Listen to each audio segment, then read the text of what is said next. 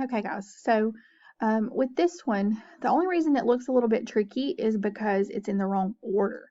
So anytime you're factoring, you want to put it in descending order, which means highest exponent down to the lowest, and then the constant or just the number.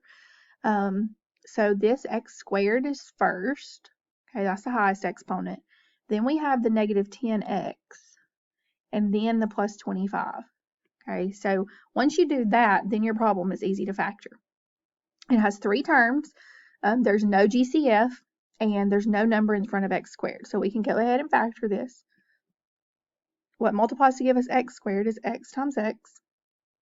And then I need to multiply and get 25 and add up to a negative 10. Okay, so most of us would know that 5 times 5 gives us 25. But if we add those together, we get positive 10. If I just make one of them negative, then negative 5 plus 5 is 0. That doesn't work. If we make them both negative, then negative 5 and negative 5 gives us negative 10, and negative times a negative makes a positive 25. So it's going to be negative 5 and negative 5.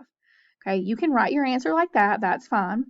Or you might see it written, since they're the same thing, as x minus 5 all squared. Neither one is totally fine.